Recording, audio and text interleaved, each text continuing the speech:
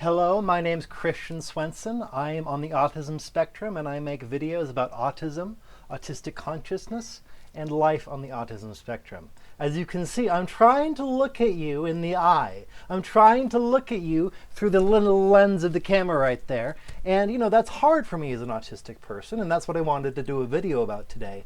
Autism and eye contact. Autism and the experience of looking you there, looking at me there, and having that little tunnel of energy, of information, of intensity between you and me. And I think a big part of the reason why it's so hard for us is because, well, if I'm looking at you, then I'm not listening to you. That's the real issue, is that you may have heard this before.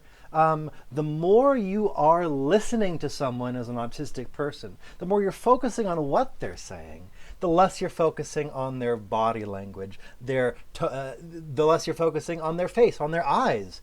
And you can either focus on one or the other. And I think that's really a big part of the issue for autistic individuals and nonverbal communication. It's not that we can't understand nonverbal communication, it's that we can't multitask very well. It's that we can't really focus on the tone of your voice, your facial expression, how you're saying something, and focus on what you're saying as well.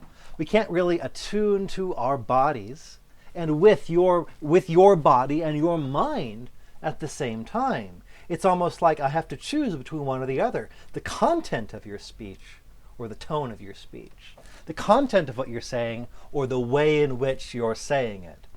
And I think a big part of that is that the more I'm focusing on your eyes, the less I'm focusing on what you're saying, and then I kind of get left behind socially. I get left behind in the conversation. But if I'm going to participate in the conversation at all, I need to avoid looking at your eyes. And I think the reason why it's so hard for us to do that multitasking, that two-track mode of attention is just that, is that there's an intense flow of energy that happens when we combine all of those sensory media together. When I look at you in the eyes, when I'm listening to your words, not just how you're saying them, but what you're saying, it's a lot of information. It's a lot of information, and we aren't filtering any of it, or at least not well.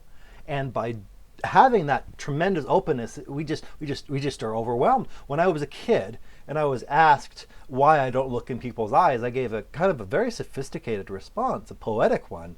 I said, it feels like my eyes are burning. If you ask two people to look in each other's eyes for like 10 minutes, 30 minutes, even if they're neurotypical, it'll get very uncomfortable after a certain point. It's a very intimate experience. And I think we get to that level of intimacy, that level of participation much more quickly, and it becomes uncomfortable just as quickly.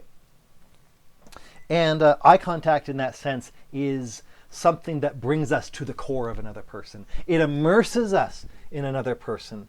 And it causes us, in a weird way also, to become bound to our bodies.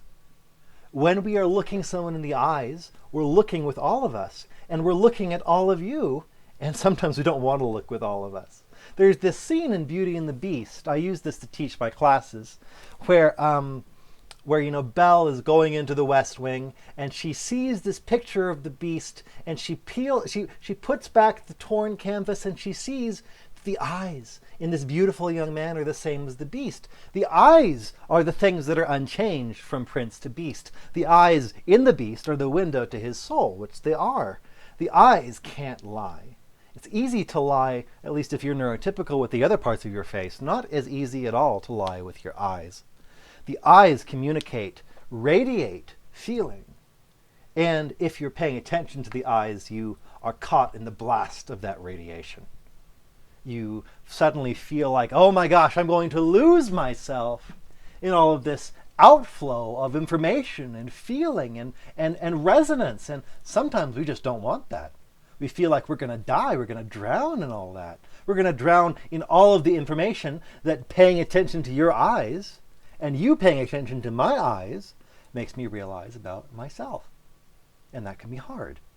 Of course, as far as eye contact goes, it is a social necessity. people will think you're not paying attention if you don't look at them in the eyes. And, well, I think the reason why is because we are participating, at least as neurotypicals, from what I've heard, on two channels at once. We're paying attention not just, like I said, to what you're saying, but how you're saying it. And I can't tell how you're saying something if you aren't looking at me in the eyes, which is what we don't want to do as autistic people. I think you could look at a pattern. I'm curious to know how many autistic people either only listen to the lyrics of music or never listen to it at all, because I think it's the same dynamic. When you listen to music, when I listen to music, I tend to only listen to the music. I can't listen to the lyrics and the music at the same time. And I think that's the same as me either listening to your words or paying attention to the tone of your words or your body language, but never both at the same time. The tone of your words and your body language are like the melody, like the harmony, as opposed to the lyrics. I think autistic people could be just as easily non-verbally intelligent, like socially intelligent, as they could be verbally intelligent. I think it's probably just a choice. That's my experience and my guess anyway. So autistic people can maybe fake eye contact. You may have heard of this by looking at this spot right here, looking kind of at your third eye, right? Looking at your third eye and focusing there, and people will generally perceive that as looking in your eyes. Other than that, I would advise you to get used to the feeling of energy flow. I talked about this in another video.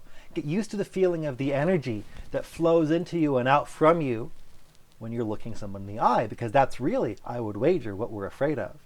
So that's about it for today.